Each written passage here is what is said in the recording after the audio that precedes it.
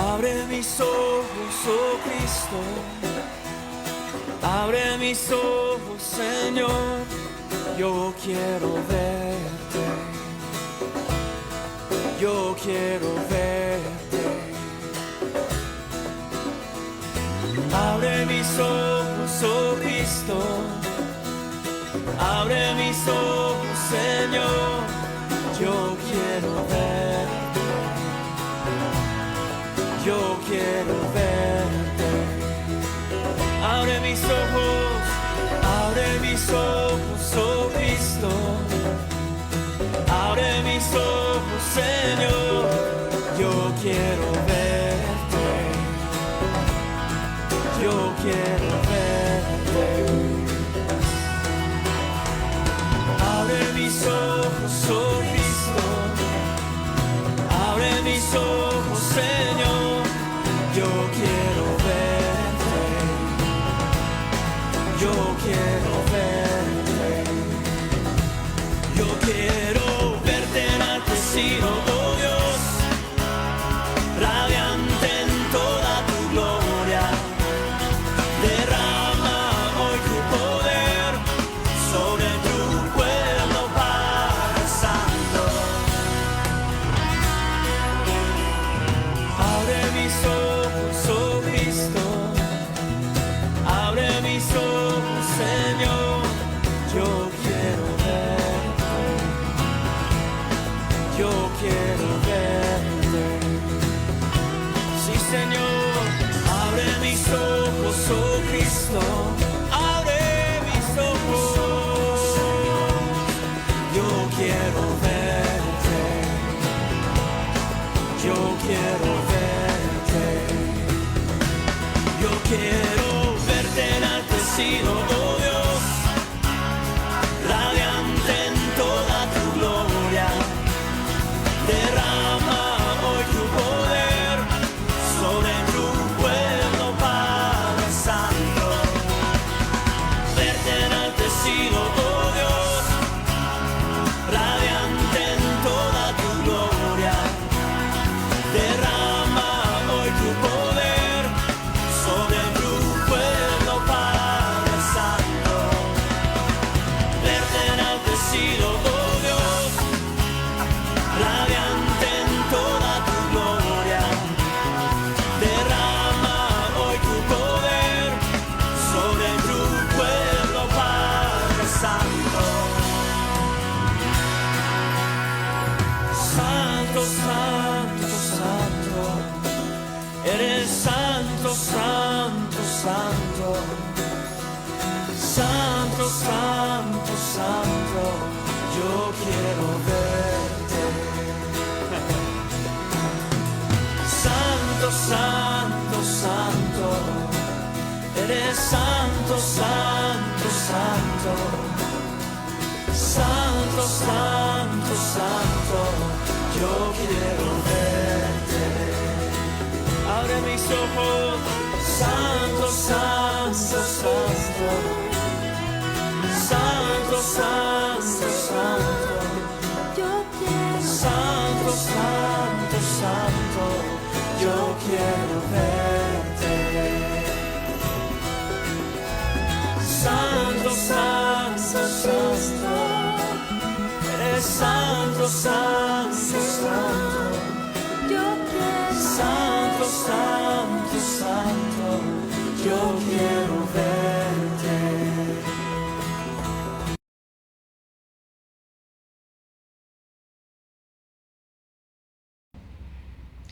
¿Qué tal? Buenos días, ¿cómo les va? Aquí en Bariloche tengo dos ventanas privilegiadas porque una viendo hacia el sería noreste y la otra viendo hacia el oeste, ¿no? Creo que está bien, ¿no? Sí, acá el experto Pepe, que es un experto guía, se va a convertir dentro de poco en una especie de guía experimentado en seguir huellas y no sé qué cosas a través de las montañas. Buenos días, Pepe, ¿qué tal? Buen día, ¿cómo andan? Y en ambas ventanas tanto la que da no me hagan repetir los puntos cardinales. Los dos bastante nublado, ha bajado la temperatura, mientras que en Buenos Aires parece que se están cocinando, siguen cocinándose. Acá disfrutamos, por lo menos para los que nos gusta el frío, de unas temperaturas bastante agradables. Acá ya, como no podía ser de otra manera, Coca ya se conectó. Buen día, Claudio y compañía. Moni también lo está viendo, Viviana lo está viendo, si quieren ir saludando. Bien, mientras van conectándose, vamos entonces, a ver, bueno, vamos a ver, yo a veces me pasa, y disculpen si me lo omito esto, pero a veces pasa que mandan un mensaje y no me aparece. Tengo tanto la notebook como la tablet para que no se me pierda nada, pero hay veces que no vienen los mensajes, así que no se sientan ignorados, sino que es la tecnología la que a veces no quiere. Pero bueno, trataremos de tener un diálogo lo más fluido posible con ustedes. Bueno, dentro del tema de las religiones, ¿no? Habíamos empezado hace unos jueves este camino de las religiones y la fe cristiana antes de las religiones del mundo. Habíamos abierto el tema mostrando un panorama global. Vamos de a poquito ir aterrizando, no nos corre nadie en principio. Y lo que queremos es mostrar una introducción, ¿no? Y por eso habíamos hablado sobre los rasgos fundamentales, qué es una experiencia religiosa, qué es una religión, esas cuestiones fundamentales que ahora vamos a repasar. Después preguntarnos si todos caminos son equivalentes. Después de este título que nos convoca hoy vamos a hablar sobre eso, si todos los caminos son verdaderamente equivalentes para llegar a Dios. Los rasgos fundamentales de las principales religiones, vamos a hablar después del judaísmo, del islam, del hinduismo, del budismo, de otras religiones menores en cantidad de adeptos, y qué diferencias y qué similitudes tenemos con ellas, ¿no? Y después valores que podemos rescatar, puntos que no son compatibles con la fe, pero esto es simplemente mencionar el camino que queremos hacer. En este momento lo que estamos parados, estamos transitando, digamos, es el tema de las experiencias, lo que definimos la vez pasada, ¿no? Tratar de describir qué significa una experiencia religiosa, una religión, qué tiene de particular, qué tiene de peculiar. Y habíamos dicho, resumo esto simplemente como para refrescar, vamos a seguir adelante ahora, que la religión, que viene de religare, es volver a unir al hombre con su fuente, con su origen, y que ese origen es un ámbito totalmente diferente a lo que estamos acostumbrados en la vida cotidiana. Y habían aparecido ciertas palabritas especiales, el misterio, ¿se acuerdan? Misterio como aquello que nos excede, que nos rebasa, que no podemos manipular, que no está disponible para nuestra ya les digo, nuestra manipulación, nuestro dominio. Y el tema del absolutamente otro, esa experiencia de Dios como alguien totalmente diferente, que al mismo tiempo nos despierta temor y atracción, ¿no? Ese doble juego que se da en la experiencia de Dios, en la experiencia religiosa. Habíamos visto cómo las grandes religiones monoteístas, por lo menos tratar de poner un factor común para después hablar sobre las deformaciones de esta experiencia, creen, mejor dicho, pero ya desde el inicio vemos este fenómeno, en un Dios creador, providente, infinito, eterno, por supuesto, omnisciente, invisible, Padre, que es bondadoso y además que es la fuente de nuestro orden ético, de nuestras normas morales. En ese contexto habíamos empezado a ver las deformaciones la vez pasada de esta actitud que, digamos, de reconocer a este Dios uno, único, providente, que está fuera de todo alcance de nosotros, y habíamos definido, por ejemplo, lo que significa la superstición, ¿no? Deformaciones de esa experiencia religiosa. La superstición, como lo mismo decíamos, algo que define la Real Academia Española, es una creencia totalmente extraña a la fe y contraria a la razón. En ese sentido, habíamos visto que la religión no es irracional, ¿no? Especialmente cuando después vamos a hablar de la religión cristiana, está fundada en la razón, pero la excede. Y habíamos visto también que esto tiene mucho que ver con el pensamiento mágico que cree ver relaciones ahí donde no hay ninguna relación, ¿no? Nexos de causa y efecto ahí donde no las hay. Y las prácticas supersticiosas como cruzar los dedos, tocar madera, o tirar el sal para atrás cuando uno derrama el salero, o no abrir el paraguas en un lugar cerrado, etcétera, etcétera. Las cábalas.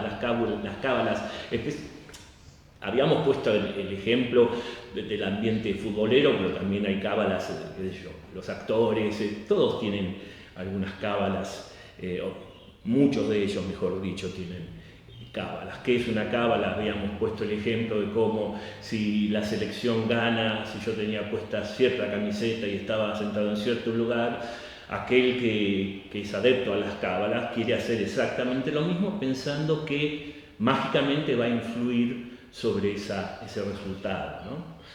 Y cómo de alguna manera este pensamiento mágico, si se organiza, si se sistematiza, da lugar a las pseudociencias, o sea, aquellas ciencias que no son tales, que pretenden ser ciencias, porque tienen pretendidos principios que pueden demostrarse, que pueden predecirse, que pueden modificar ciertas realidades o predecir la lectura de las manos, la cartomancia, la quiromancia, la lectura de la borra del café, también tarot, espiritismo para convocar a los muertos, la cientología, habíamos hablado sobre la cientología, sobre esta iglesia que fundó un autor de ciencia ficción, es decir, pretendidas ciencias que no son tales porque carecen de las reglas básicas de toda ciencia. No lo dice la religión, no lo dice la filosofía, lo dice el mismo ejercicio de las ciencias. Está basado en falsos supuestos, en falsas premisas, y no es más que un engaño. Y por último, habíamos dicho que así como la magia, así como las ciencias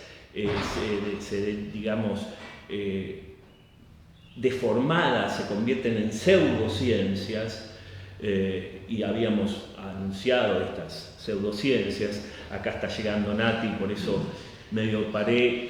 ¿Qué tal, Nati? Cuidado con el cable, que se desconecta. ¿Qué tal? ¿Qué tal?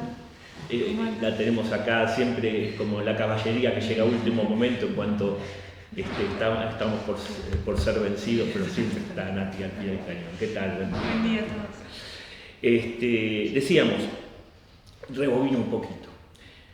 Así como las pseudociencias tienen la pretensión de ser ciencias verdaderas, la magia, estamos ahora refiriéndonos a esta de formación, tiene pretensión de ser religión cuando no lo es, no es una verdadera religión.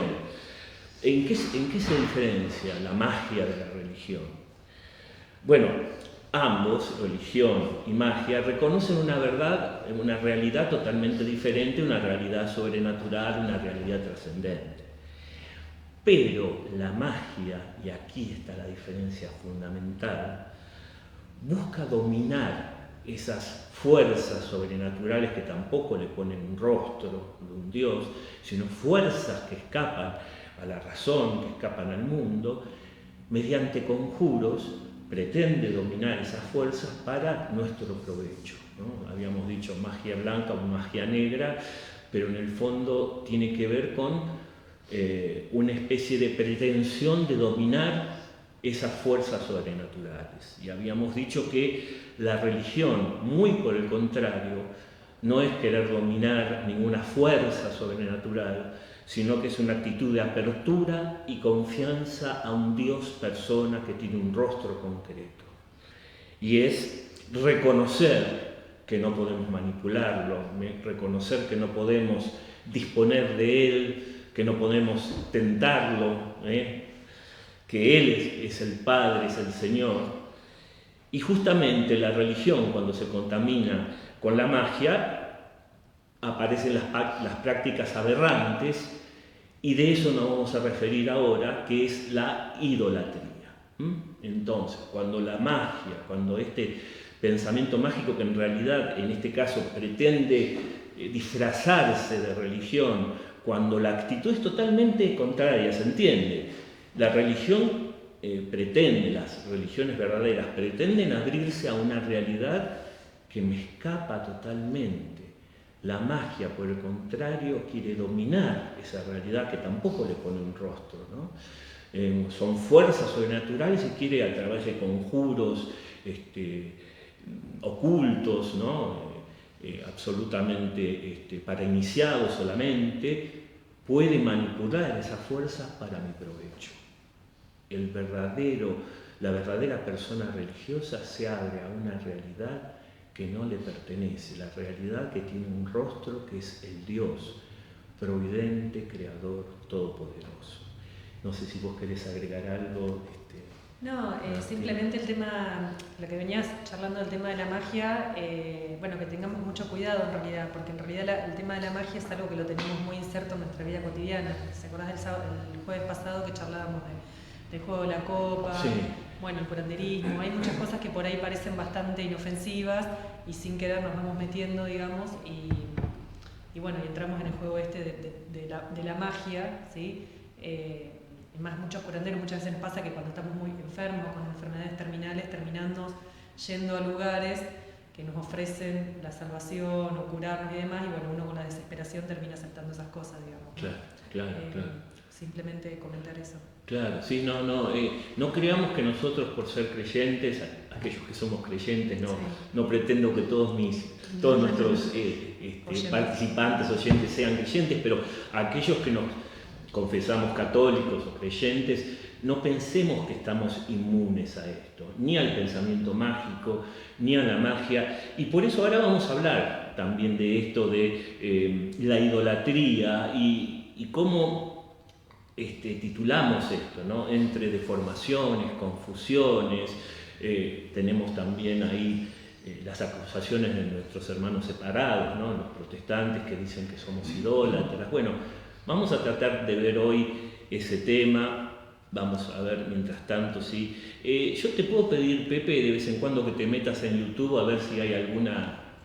Te digo. Gracias, Pepe. Por ahora nadie. Por ahora nadie, muy bien. Entonces, para empezar, uy, casi se me cae, me mata mi señora si se me cae esto, además con un mecanismo antivuelco. Estaba abierto, iba a ser un desastre, iba a caer sobre cualquier cosa.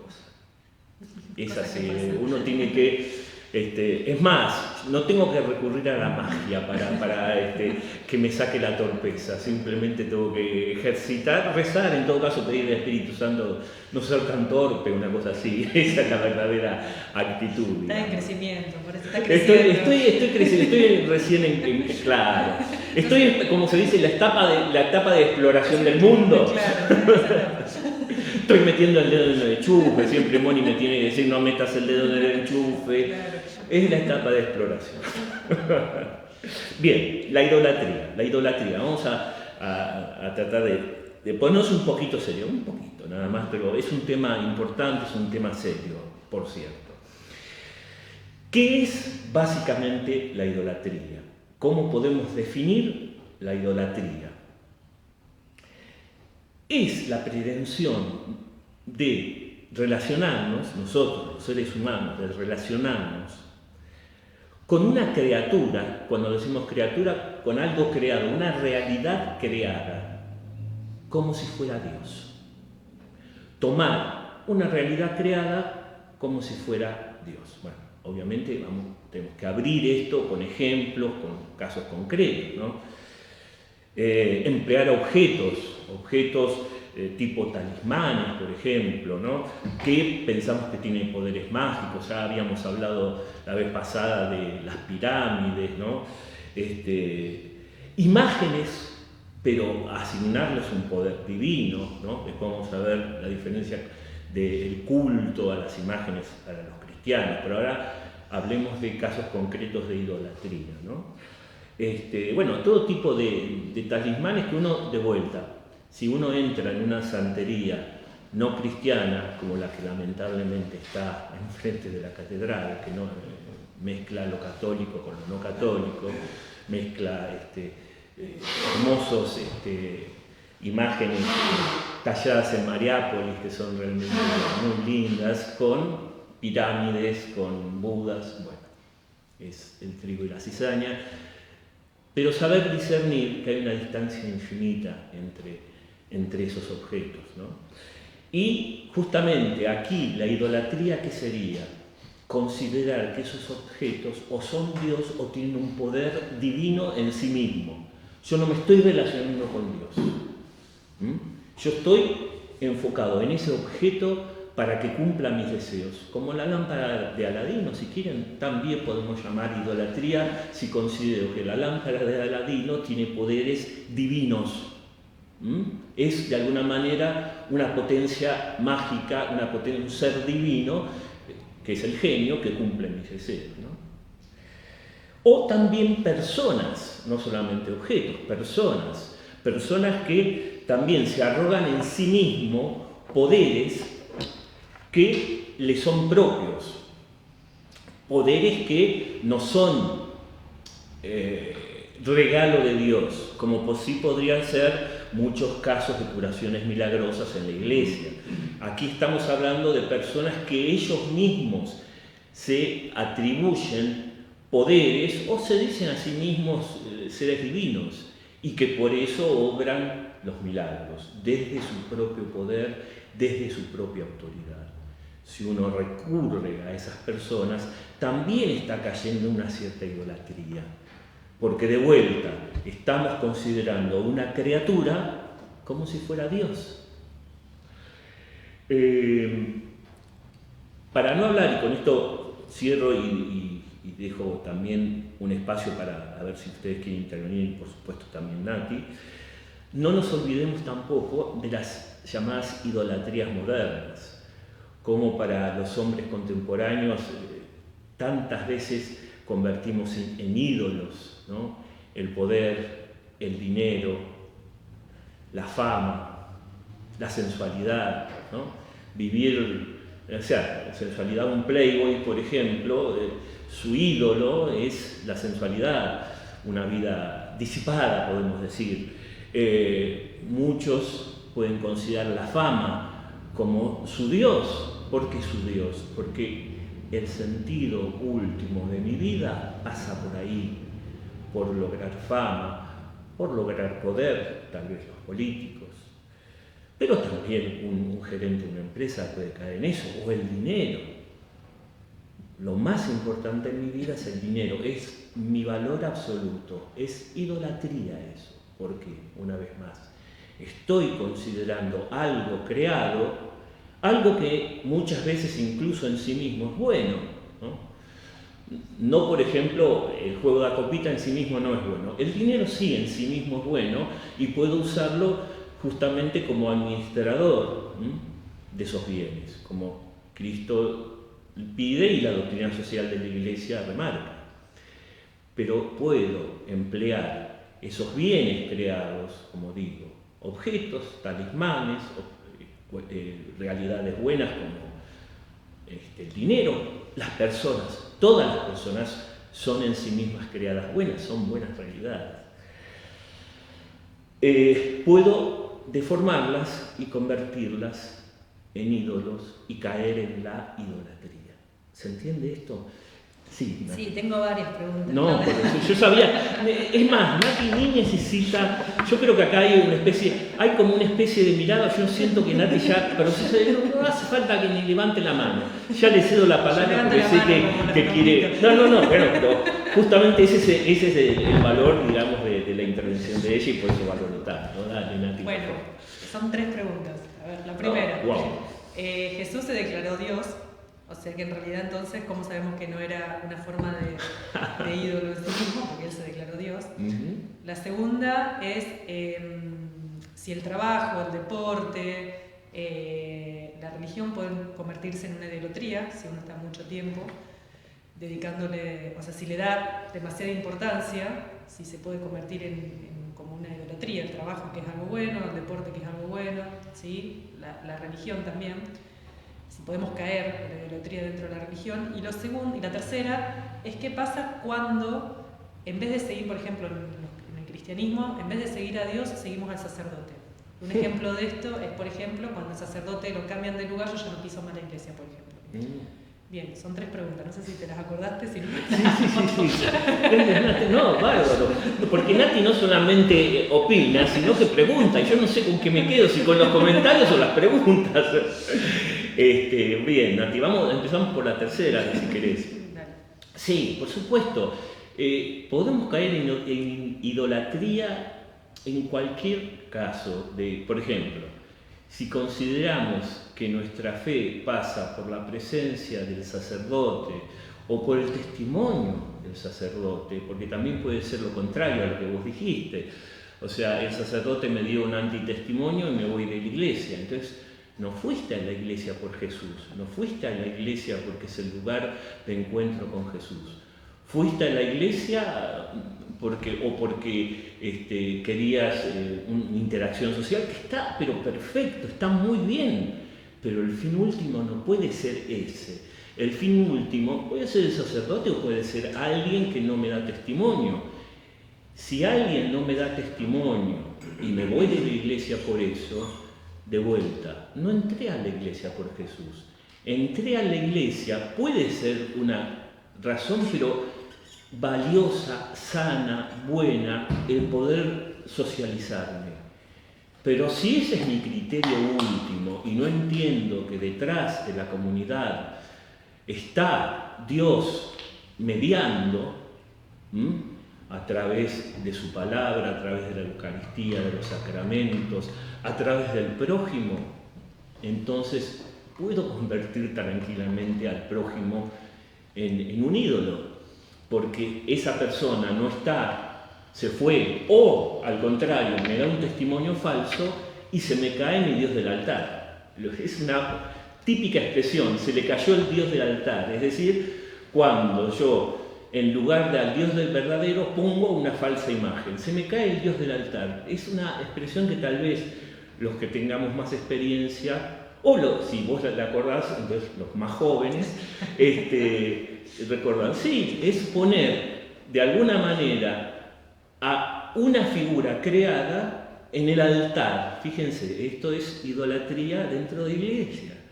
Si yo pongo a un sacerdote o a un amigo o a alguien de la comunidad como mi razón para permanecer y pertenecer a la iglesia, eso es idolatría, aunque no sea tan explícitamente pensado así. ¿Por qué? Porque me da un antitestimonio, entonces Dios me da un antitestimonio. Es como que Él, entonces ya no tengo razones para pertenecer a la iglesia. Entonces debo descubrir detrás razones mucho más poderosas.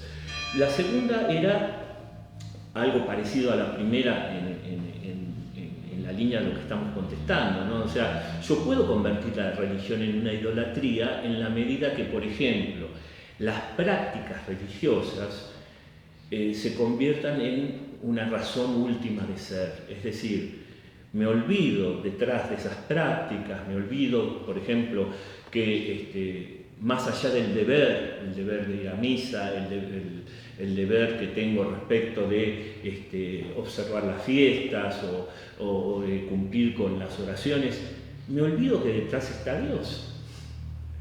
Enseguida. Entonces, de alguna manera, es una religión sin Dios. Es vivir la religión como si Dios no existiera. Y ahí, de vuelta, caigo en la idolatría, sí, Nati. Sí, siguiendo con esa línea, si yo, por ejemplo, estoy llena de estampitas y tengo que andar con estampitas por todos lados y no puedo rendir un examen si no tengo una estampita, me lleno de rosarios todo el tiempo y necesito estar con los rosarios encima. ¿Esa es una forma de idolatría? ¿Cuál es el límite? Eso lo vamos a contestar después, bueno, pero hay una diferencia, y no es sutil, entre uno puede usar un rosario de manera idolátrica o puede usar un rosario de una manera tal que la Iglesia no solamente aprueba, sino recomienda y alienta. Haceme acordar, por favor, Dale. que eso después lo vamos a tratar, Dale. pero dejamos en el tintero. Y la pregunta primera, que es la más que amerita varias charlas, ¿no? A ver, si es un poco la acusación de los judíos a los cristianos. Eran idólatras, eran blasfemos, porque seguían a Jesús como si fuera Dios, ¿no?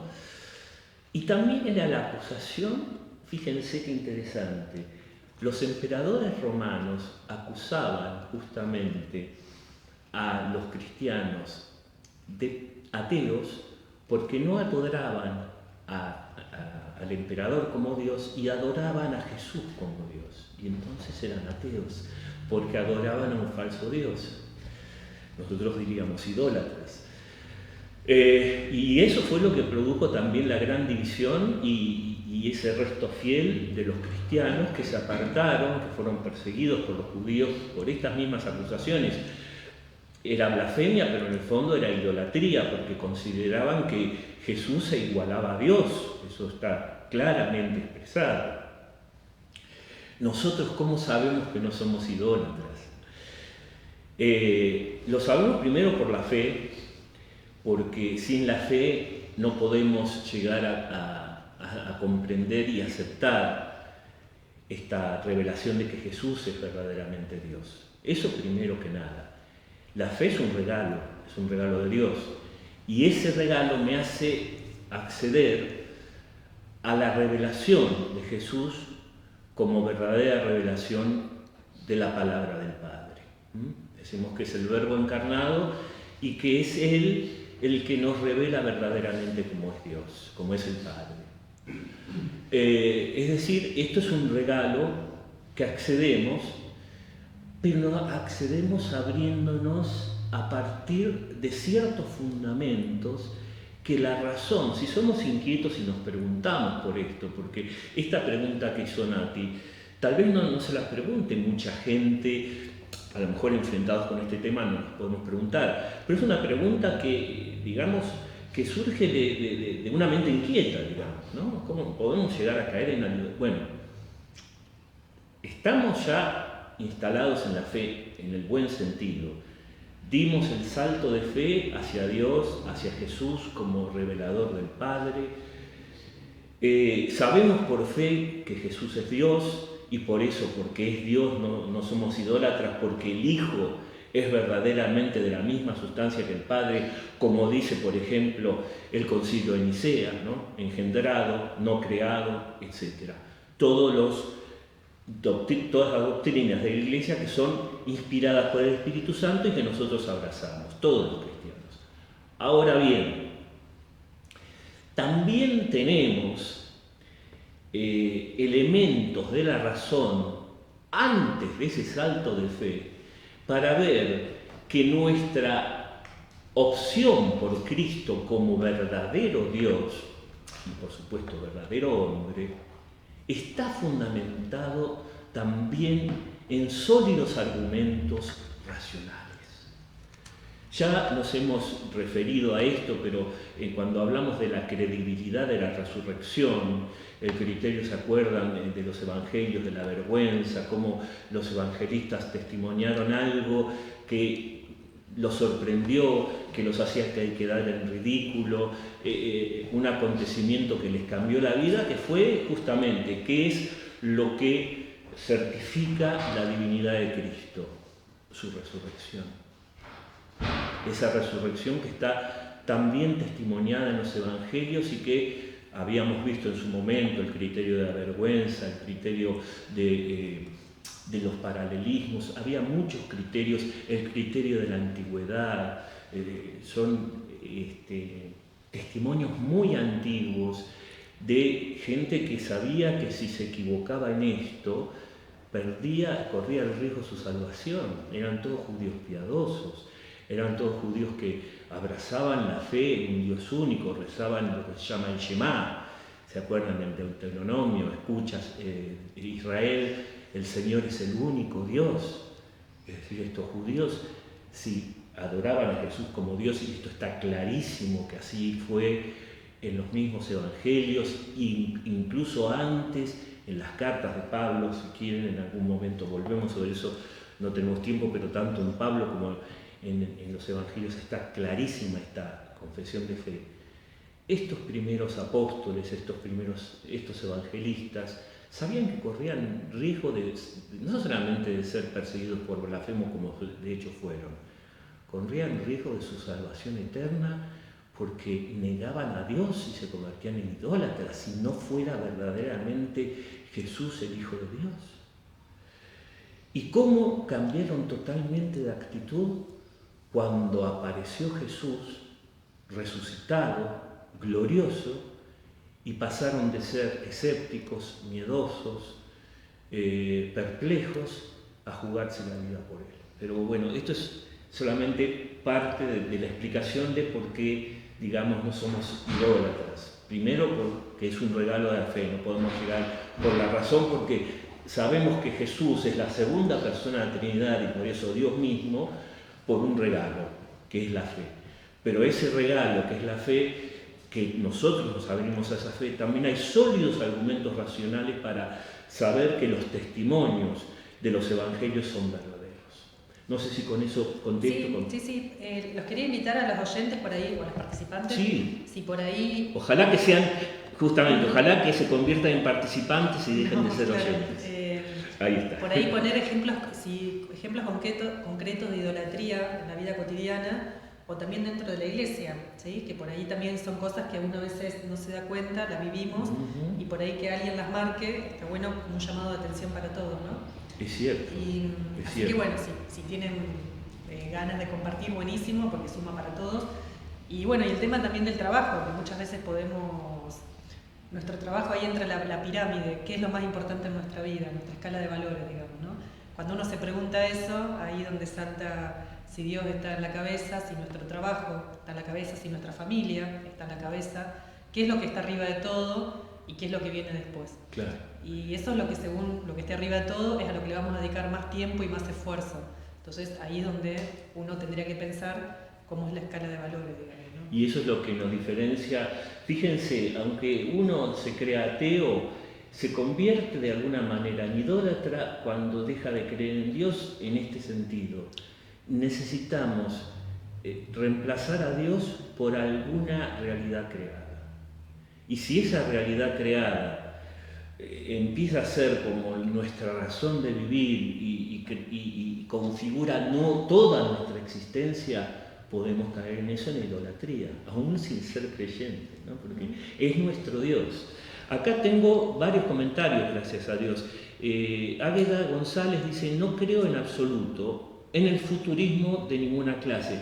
Supongo que se estaría refiriendo a esto, al tema de la lectura de manos, de cartas, la cartomancia, la astromancia. Supongo que sí, Águeda te referirás a eso, sí. Belén respondió a Coca. No sé cuál es la pregunta de Coca. A ver, porque lo lamento, eso se me pasó, pero a ver qué es lo que responde. Dice, cita por suerte a Coca, decía Coca porque se me pasó. Hace un rato vi en el noticiero que han armado un santuario de Maradona gracias a la colaboración de la gente. Bueno, en su momento existía la iglesia maradoniana, créase o no. En vida de Maradona fundaron una iglesia maradoniana. Está todo dicho, ¿no? Y Belén responde, la iglesia maradoniana justamente existe hace años, sí, desde el siglo pasado, sí, y hasta tienen una nueva letra del Padre Nuestro. Lindo, bueno, también contestando... y ahí está el tema del Gauchito Gil y San la Muerte. Absolutamente. Ambas advocaciones... dice Águeda que se escucha con eco, no sé Pepe si se puede chequear a ver si es un eco. Es posible que sea, a ver, puede ser que sea una cuestión tuya, Águeda, porque acá nos confirma Pepe, parece que no, pero bueno, gracias por avisarnos. Y como decíamos, esto del Gauchito Gil, por supuesto, San la Muerte, y hay conexiones, que me perdonen aquellos que a lo mejor son devotos, pero hay conexiones muy claras con Satanás y con el demonismo, tanto de Gauchito Gil como de San la Muerte. Esto hay que decirlo.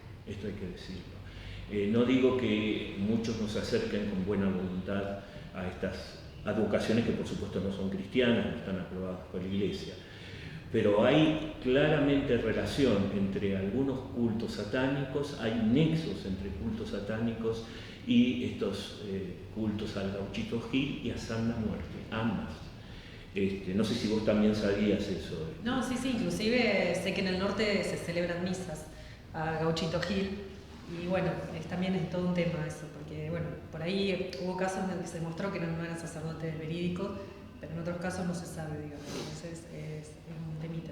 Es un tema y por algo no está aprobado por la Iglesia, no está ni siquiera en estudio. Hay muchas advocaciones marianas, como saben ustedes, algunas aprobadas por la Iglesia, otras en estudio, otras que se aprueban para culto local, pero estas advocaciones, por llamarlas de esa manera, de Gauchito Gil y de San la Muerte, están rechazadas por la Iglesia y por algo es.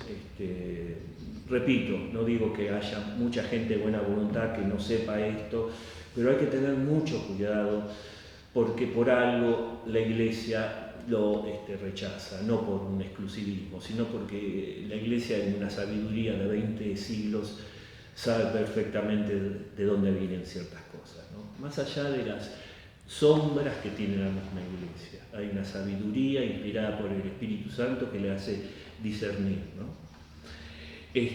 Acá dice Liliana, Santa Hildegarda de Bingen, sí, no hace idolatría, pero utiliza la naturaleza que Dios nos provee para curarnos. Sí, Santa Hildegarda fue una mujer polifacética, tiene muchos libros escritos sobre medicina, sobre las piedras, pero ojo, como dice muy bien Liliana, en ningún momento ella decía que las piedras o las diferentes pócimas que ella sugería tenían poder en sí mismo. Por eso es santa. Ella siempre refería todo al regalo de Dios, a lo que significaba la naturaleza como manifestación de Dios.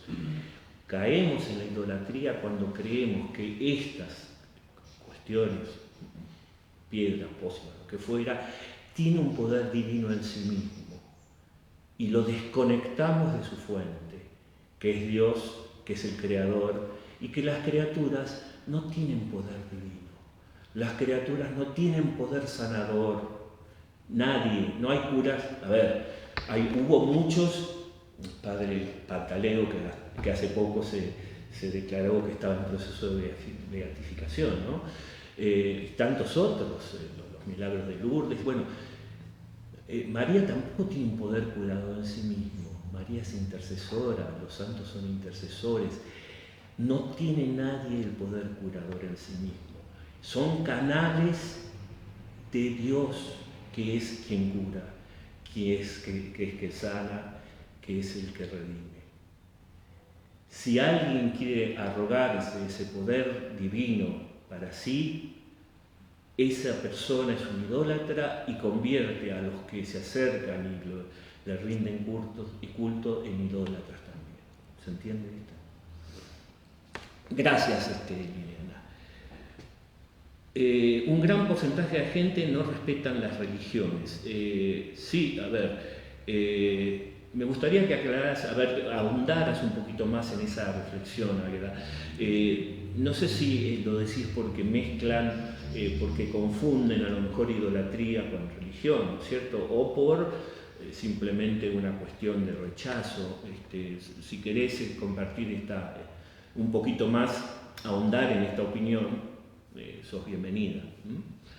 Bien, entonces decíamos que la idolatría es entonces no reconocer a Dios, que es el Dios verdadero, que es el Dios eterno, que es aquel que nos ha puesto en la existencia, aquel que nos redime, sino transferir esa devoción a un objeto, a una persona, pero siempre a un ser creado, y querer moldearlo para que responda a mis caprichos, a mis apetencias, a mis deseos. Un poco uno recuerda los pactos diabólicos, Fausto, por ejemplo, de Goethe, ¿no? Es decir, yo hago un pacto con el demonio y en el fondo también caigo en una idolatría porque ya dejo de conocer a Dios como el Señor de mi vida y reverencio al demonio como mi Dios. Es una de las peores idolatrías.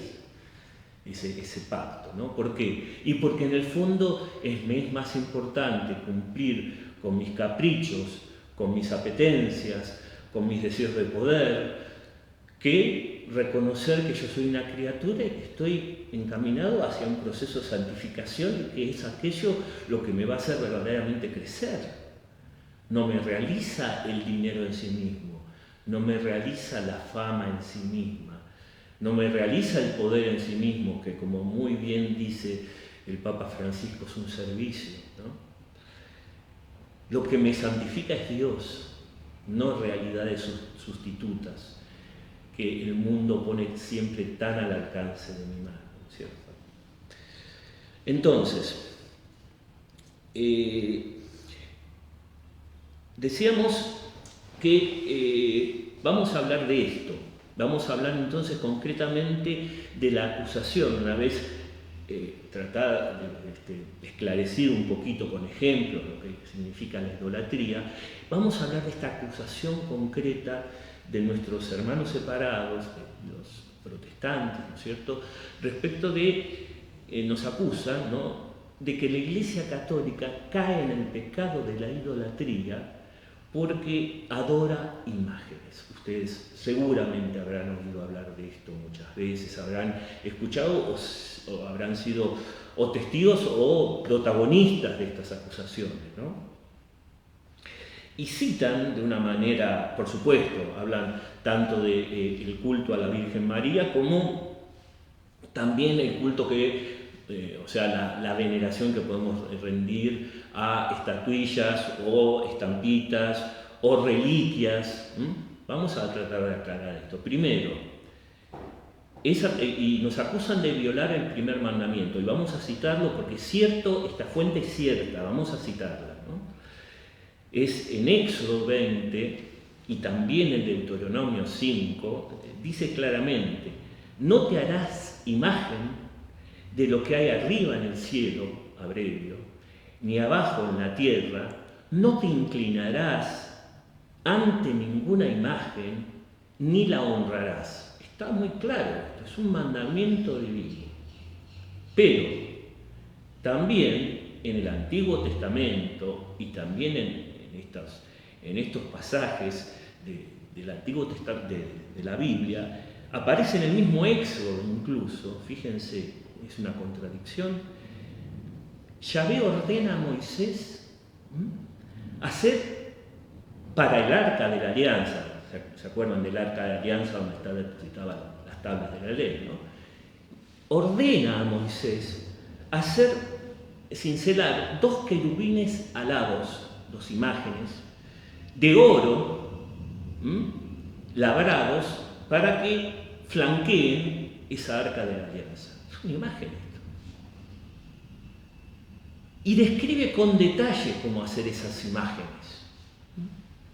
Y sin duda los judíos reverenciaban el arca de la alianza. Durante el Éxodo, además, ese mismo, esto está en Éxodo 25, para quien que le interese. En el libro de Números, que pertenece al Pentateuco también, Dios nuevamente manda a Moisés a fabricar otra imagen más, que es la famosa serpiente, ¿no?, de bronce, en la punta de un asta, de un bastón, para que aquellos que sean mordidos por esas serpientes que envía Dios como castigo a la idolatría del pueblo, ven esas serpientes y son curados. ¿Cómo? Curación a través de una imagen. Una imagen. O sea, manda entonces Dios construir imágenes.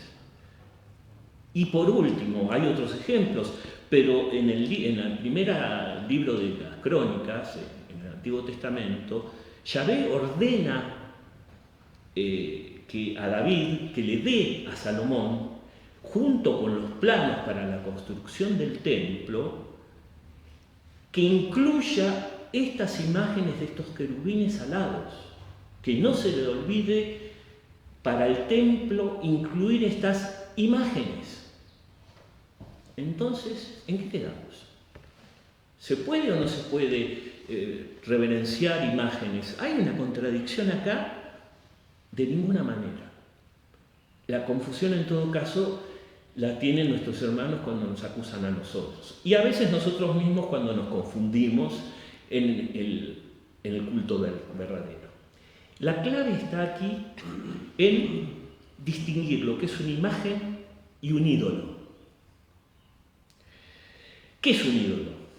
Un ídolo es una representación de un falso Dios, como por ejemplo lo que también hicieron los judíos en el Éxodo, ¿no?, que se construyeron ese famoso becerro de oro mientras Moisés estaba con Dios, estaba recibiendo las tablas de la ley, bajó y vio que estaban adorando a ese ídolo, a ese falso Dios. Era una imagen, sí, pero además era un ídolo. Ese es el tema. Un ídolo porque era una imagen de un falso Dios, un becerro de oro que representaba un Dios de los pueblos vecinos, que era como negar la divinidad o ignorar la alianza, adorar a otro Dios, claramente. Es decir, estamos adorando entonces bajo esta ídolo como si fuera el Dios verdadero, como si fuera verdaderamente Dios, a esa imagen, a ese objeto, a esa persona. Reemplazamos a Dios, ya dejamos de elevarnos a Dios, ya deja de remitirnos a Dios esa realidad creada por Dios, sino que se convierte en sí mismo objeto de mi culto, porque creo que eso es el verdadero Dios.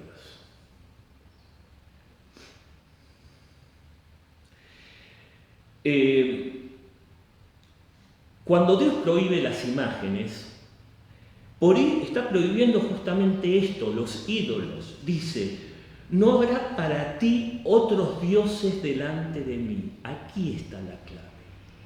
No habrá otros dioses delante de mí porque soy un Dios celoso. En el sentido antropomórfico, lo que está reclamando Yahvé es, como Dios es único y es uno, el pueblo de Israel no puede adorar otros dioses, porque no son más que ídolos, realidades creadas. Solo a Dios se le debe la adoración. Y aquí entonces está la clave. No habrá otros dioses delante de mí. Si yo considero esa imagen como un Dios, caigo en la idolatría. Pero si yo considero esa imagen como un objeto o una realidad creada que me ayuda a elevarme al Dios verdadero, estoy usando rectamente esa imagen y no estoy cayendo en la idolatría. Esta es la clave. Es decir, fíjense cómo hay un ejemplo concreto en los Hechos de los Apóstoles, cuando Pablo se enfrenta con un orfebre llamado Demetrio en Éfeso, y le cuestiona que está fabricando ídolos de la diosa Diana, una diosa del panteón griego, ¿no? Entonces Demetrio reúne a todos los artesanos en Éfeso y dice, Pablo pretende que los dioses fabricados por mano del hombre no son dioses, ¿no? O sea que los que fabricamos nosotros no son dioses, estos dioses fabricados por mano del hombre no son dioses verdaderamente. Pablo pretende esto, ¿qué pretende? Justamente combatir la idolatría. Pero fíjense lo que dice, la gran diosa Diana corre el riesgo de ser tenida por nada, es decir, lo que pretendía Pablo. Eso es nada, no es nada porque es un Dios falso, no es el Dios verdadero. Y terminará por quedar despojada de su prestigio en el mundo entero. Esto está en el libro de los Hechos de los Apóstoles, capítulo 19. Esto es un verdadero enfrentamiento de un apóstol, el gran apóstol de los gentiles, que combate la idolatría, no la promueve, la combate. Entonces, es cierto que la idolatría se puede disfrazar de fe verdadera, y un poco de esto hablamos, ¿no es cierto? Cuando tomamos esas imágenes de los santos, esas imágenes de la Virgen, o estampitas o reliquias, ¿no? Y la consideramos que en sí mismo tiene poder. Pongo dos ejemplos que creo que los mencionamos. Supongo que vos también, Nati, querés después aportar. Pero acuérdense, por ejemplo, cuántas veces ahora en Internet está a la orden del día, ¿no? El recibir las cadenas de la suerte. Esto es idolatría pura. Las cadenas de la suerte, ¿qué dicen? Hay que seguir enviando copias. Esto antes se pasaba por abajo de las puertas como cartitas, y ahora en Internet es muchísimo más fácil viralizarlas. Pero ¿qué pretenden estas cadenas de la suerte? Es como una oración mágica que tiene poder en sí mismo, y que si yo la corto, esta cadena, me van a suceder desgracias. No se habla acá de darle la espalda a Dios, de romper sus mandamientos, sino que mágicamente esta cadena, que en sí mismo tiene poder de agraciarme si cumplo en multiplicar esta cadena, voy a recibir prosperidad mágicamente, o si la corto voy a recibir desgracias mágicamente. Acá es la misma realidad creada la que me proporciona esa prosperidad o esa desgracia. O por ejemplo, tantas veces tal vez conozcamos gente que antiguamente ponía a esos santos en penitencia, por ejemplo, no hacía lo que yo quería, yo le rogaba a ese santo concreto porque a lo mejor en mi piedad deformada pensaba que ese santo tenía un poder mágico en sí mismo, y como no me cumple lo pongo en penitencia, ¿no? Entonces, de vuelta, es como un castigo porque no me cumplió el deseo. Son deformaciones absolutas de la verdadera piedad, ¿no es cierto? Es decir, y ahora le cedo la palabra a Nati, son las realidades creadas. Ya después vamos a hablar concretamente de la Virgen y su intercesión, pero las realidades creadas de estos objetos de devoción, estampitas, imágenes, rosario, reliquias, lo que deben hacerme, lo que deben hacer conmigo es facilitar mi camino hacia Dios. Son medios sensibles para elevarme a Dios. Si me quedo anclado en esas realidades y no me sirve para elevarme a Dios, las convierto en un ídolo y les doy razón a mis hermanos protestantes. Si las empleo como medios sensibles para elevarme mejor a Dios, de ninguna manera estoy cayendo en idolatría, sino en una práctica que la Iglesia fomenta. Fíjense qué diferencia hay entre ambas actitudes. No, cortito, bueno, lo importante es esto de la intercesión que mencionaba, ¿no? Que muchas veces los santos son intercesores y no son Dios en sí mismos simplemente. Y el tema de la veneración, ¿sí? Y esto me venía un ejemplo, la diferencia entre venerar y adorar, ¿no? Se adora solo a Dios, solo a Él se le rinde culto, digamos, y lo que es la veneración, que es la veneración a la Virgen, y bueno. Y se me venía el ejemplo de las fotos, ¿no? Cuando nosotros sacamos una foto y vemos una foto en casa, en un portarretrato, cuando vemos la foto nos acordamos de un momento específico, algo que hemos vivido, y nos remonta a eso y decir, ay, qué lindo, y me ayuda a vivir eso nuevamente. Exacto. Bueno, los santos, los rosarios, las estampitas, justamente lo que hacen es eso. Cuando uno ve a la Virgen, uno que piensa en la vida de la Virgen, el modelo que implica la Virgen, el rosario, cuando uno lo ve, bueno, es rezar, entonces me pone en contacto enseguida con Dios. La estampa es un santo que dedicó su vida, entonces uno se mete en la vida del santo y ve cómo sirvió a Dios. Claro. Son todas imágenes, digamos, o así, estatuas, además, que me ayudan a pensar en Dios a través de ellos, a través de su vida o de lo que significan. Es básicamente como la foto que nosotros tenemos. Está muy buena la analogía cotidiana de una foto, claro, sí, seguro que sí. Gracias. Acá hay intervenciones que no quiero dejar porque les digo que intervengan y después es más, tuve que hacer con el dedito varias veces como la seta del zorro para que aparecieran, pero bueno, a veces hay que luchar con la tecnología. Me dice María de Los Ángeles: a mí me preocupa mucho cuando mi marido mira películas de vampiros. Yo me molesto con él y él me dice, son películas, no pasa nada. ¿Están así? Con este tipo de películas, ¿Satanás no entra de alguna manera en nuestras vidas? Depende. A ver, yo a veces también veo películas fantásticas, películas de terror. En todo caso, podría llegar a caer en la misma categoría que tu marido. A ver, en la medida que uno, primero que nada, hay que ver si esas películas están reivindicando. Si es una lucha del bien y el mal, hay películas que consideran, a pesar de ser fantasiosas, que el diablo es una criatura, que no tiene el poder que tiene Dios. Hay mucho para cortar detrás. Hay películas que deforman eso y que te hacen ver que el diablo o los vampiros tienen un poder divino y que Dios está fuera de escena.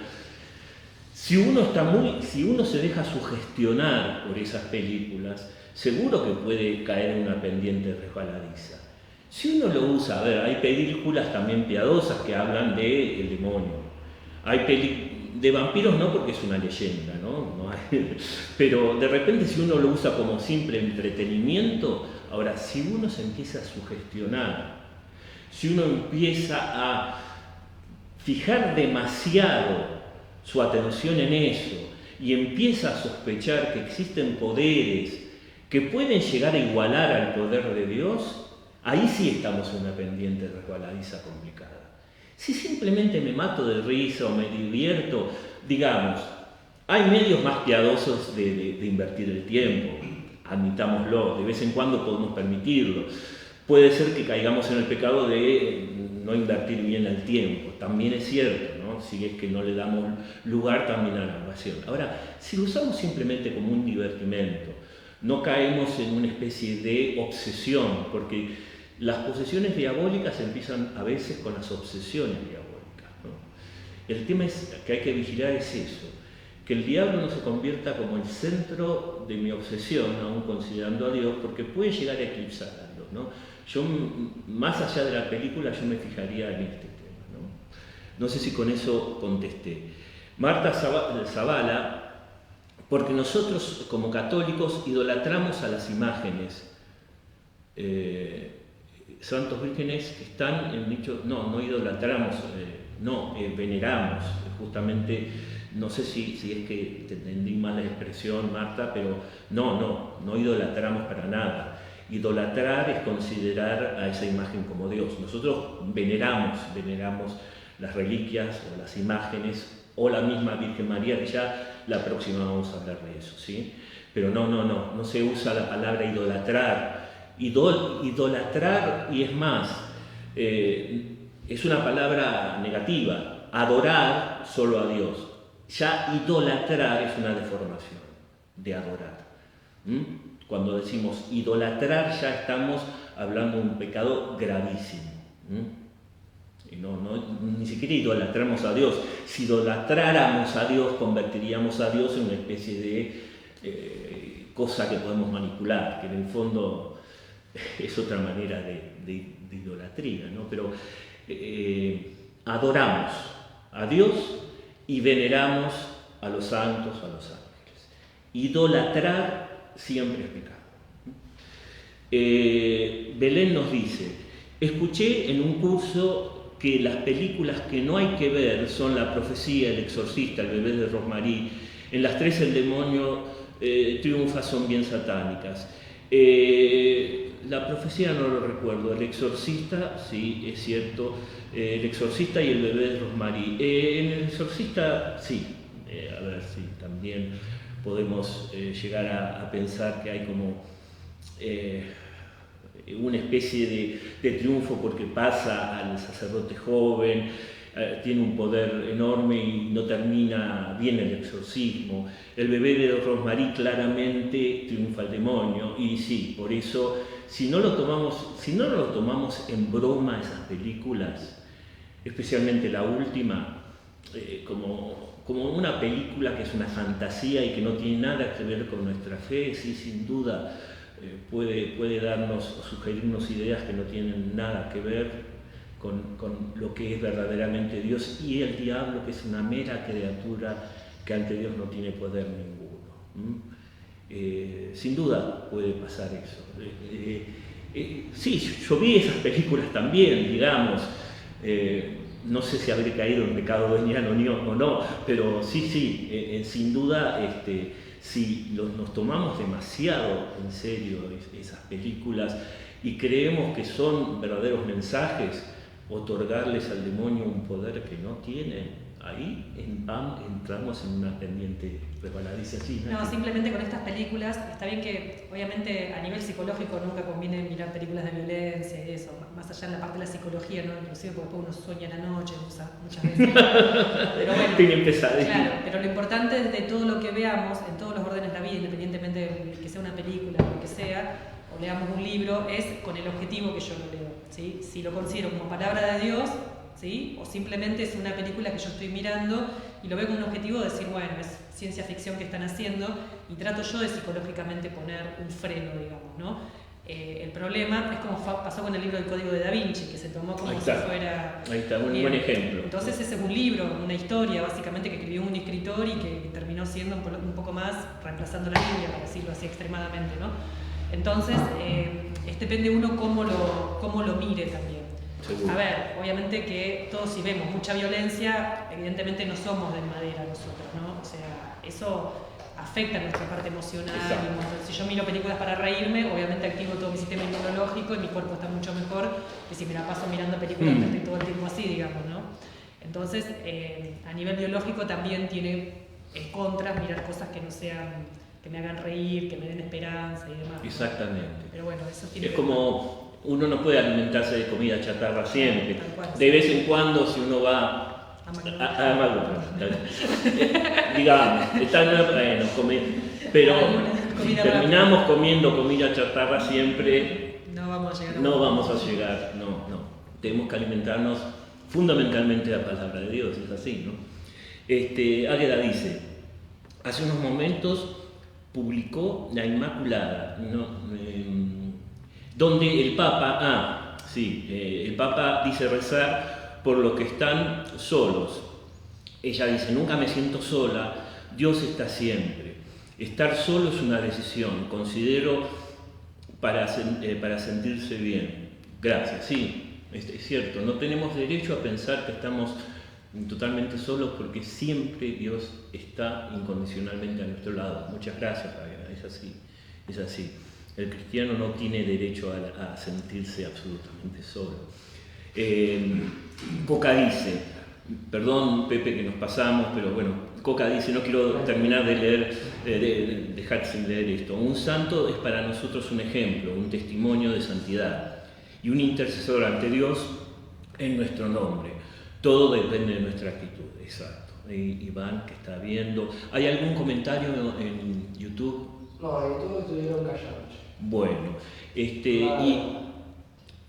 por supuesto, en la vez que viene vamos a hablar. Hay un solo mediador, porque incluso vamos a poder enganchar con esto para el siguiente tema, que es Jesucristo como único mediador y esa gran diferencia que hay con el resto de las religiones. Pero sin duda, como dice Coca, todas las criaturas, especialmente los santos que están en el cielo, los ángeles también, son intercesores, no mediadores.